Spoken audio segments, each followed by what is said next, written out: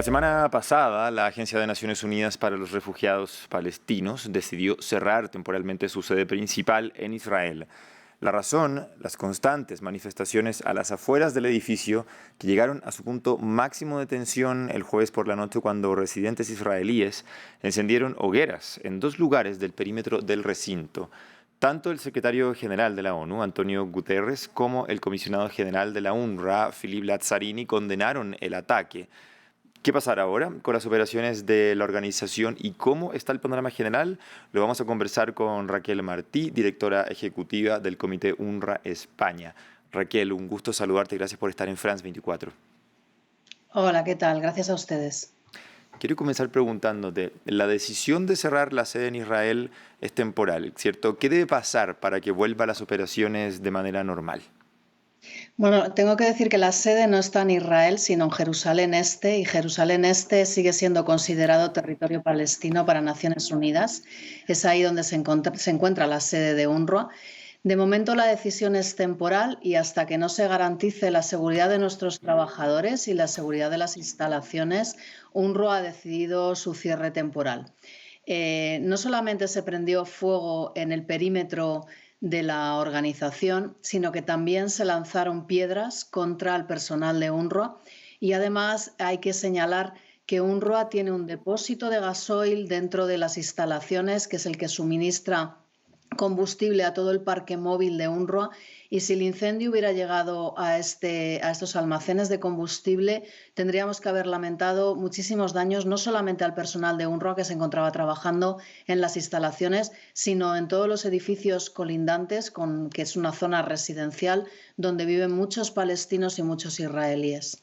Pero te vuelvo a repetir la pregunta, ¿qué es lo que tendría que pasar entonces para que pudieran volver a funcionar de manera regular, para que la sede vuelva a abrir y ustedes se sientan tranquilos?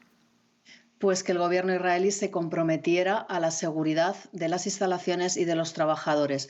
Hasta ahora llevamos sufriendo manifestaciones de la población civil israelí desde hace semanas en las que evidentemente pueden manifestarse, ese no es el problema. El problema es que las manifestaciones se han tornado violentas, han estado increpando, amenazando, persiguiendo a nuestros trabajadores y la policía estaba presente sin hacer absolutamente nada. Con lo cual, lo que estamos pidiendo es que se garantice la seguridad de los trabajadores y la seguridad de las instalaciones. Cuando esto sea así, cuando Israel se pronuncie y lo confirme y lo asegure, entonces UNRWA volverá a abrir la sede. Esto no quiere decir que hayamos dejado de trabajar. Los trabajadores de UNRWA, que están acostumbrados desde el COVID a teletrabajar desde sus hogares, están continuando realizando su trabajo y luego, además, UNRWA tiene oficinas en cada uno de los campos de refugiados que existen en Cisjordania y, por tanto, en ningún momento las operaciones se han visto paralizadas.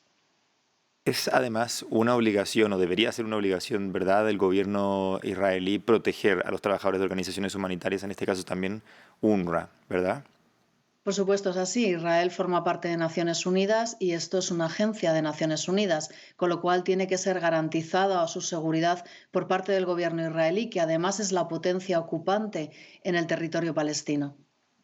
Raquel, ¿qué es lo que explicaría este actuar de los ciudadanos israelíes que están prendiendo fuego, hogueras y que están, de hecho, vandalizando las sedes de UNRWA? ¿Qué es lo que explica que está detrás de este actuar?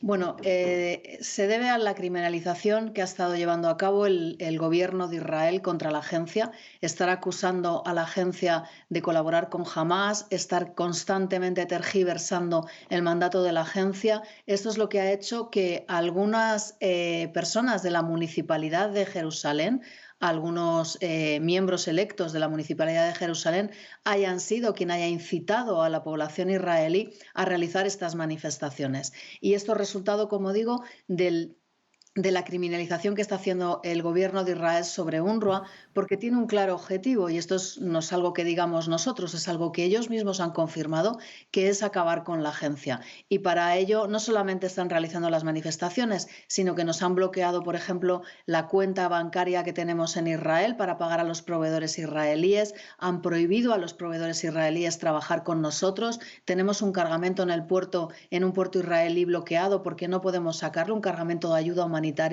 y además hemos estado constantemente viendo en los medios de comunicación cómo el gobierno de Israel ha estado haciendo declaraciones como, por ejemplo, que el terreno de las instalaciones pertenece a antiguos israelíes. Sin embargo, estas instalaciones son propiedad de UNRWA y fueron cedidas por el reinado de Jordania en 1949 y así sucesivas manifestaciones contra la UNRWA y sucesivas impedimentos para poder seguir realizando nuestro trabajo. Quiero colgarme de un punto interesante que mencionabas en tu respuesta respecto de estos cargamentos de ayuda humanitaria que están detenidos y que no pueden ingresar, porque hemos escuchado varias veces que se abren puntos de acceso para ayuda humanitaria, se vuelven a cerrar. ¿Qué pasa justamente con esos cargamentos de ayuda humanitaria que quedan retenidos en la zona? ¿Pueden servir en el futuro o hay que darlos de baja? ¿Qué es lo que pasa con ellos? Bueno, en concreto con el cargamento que está retenido en el puerto de Israel no sabemos hasta cuándo va a poder ser retenido o si vamos a tener que perder este cargamento, pero me imagino que también usted se refiere a los miles de camiones que se encuentran esperando al otro lado de Egipto para poder entrar en Gaza a través del cruce de Rafah y que ahora en estos momentos, desde el domingo pasado, la zona, la parte palestina del cruce de Rafah, incluso el cruce de Kerem Shalom, que está en la frontera con Israel y que también ha tomado el ejército israelí en la parte palestina, dentro de Gaza. Ahora mismo estos dos cruces están completamente cerrados desde el domingo pasado. Por allí no ha entrado más ayuda desde entonces y el resto de los cruces fronterizos con Israel también llevan cerrados desde el 7 de octubre y con anterioridad. Con lo cual ahora mismo toda la ayuda humanitaria está bloqueada. Nada puede entrar dentro de la franja de Gaza y esto es muy alarmante si tenemos en cuenta, en primer lugar, que no hay combustible dentro de la franja de Gaza y que llevamos ya varios días alertando de que los hospitales se quedan sin combustible para poder operar y que además se pone en riesgo todas las operaciones de las agencias de Naciones Unidas sin combustible y que van a dejar de operar, por ejemplo, las bombas de agua para poder suministrar agua potable a la población y un largo etcétera. Por otro lado, llevamos ya tiempo también informando de que se avecina una hambruna en Gaza debido a la falta de alimentos por este bloqueo de Israel a la entrada de ayuda humanitaria, que ya han empezado a morir personas por inanición, que la situación más alarmante está entre los menores de 2 años, en la que la mayoría de ellos están ya en una situación de desnutrición aguda. Y si no se desbloquea esta situación y no dejan entrar ayuda alimentaria, combustible y agua y medicamentos, la situación aún va a ser mucho más catastrófica de lo que estamos advirtiendo. Podríamos hablar de un pronóstico quizás de lo que están de la UNRWA respecto, por ejemplo, de concretarse la invasión terrestre en Rafah. ¿Qué es lo que podría pasar? ¿Cuál podría ser el pronóstico de ustedes a corto plazo? Bueno, la invasión ya ha comenzado y lo que ha hecho además Israel en estos días es incrementar los bombardeos, sobre todo en la zona este pero de Rafah, de la ciudad, pero también en el centro de Rafah y en otras localidades a lo largo y ancho de la Franja de Gaza. Estos intensos bombardeos, junto con las amenazas que ha vertido Israel, obligando a la población a desplazarse, ha hecho que ya hayan huido de Rafah 360.000 personas. Aún así, deben de quedar todavía 1.200.000 personas. Israel ha incrementado las zonas donde tienen que forzosamente desplazarse la población y esto está haciendo que la población esté huyendo a otras zonas de Gaza donde prácticamente no hay nada porque han sido arrasadas, donde además quedan muchos remanentes explosivos, lo cual pone en riesgo la vida de la población que se está desplazando y donde esas zonas que Israel señaló como zonas humanitarias para poder desplazarse, hay que decir que no existen esas zonas humanitarias. Exacto. Una de ellas, por ejemplo, es Al-Mawasi, que son unas dunas que están al borde del mar, en las que ya había 450.000 personas en campamentos alternativos hechos con infraestructura como Ujú. plásticos, zonas sin agua, sin asistencia, sin alimentos, y que ahora ha dicho que además 1,5 millones de personas se tienen que desplazar allí o a una zona de Han Yunis que está absolutamente destruida y, como digo, con remanentes explosivos.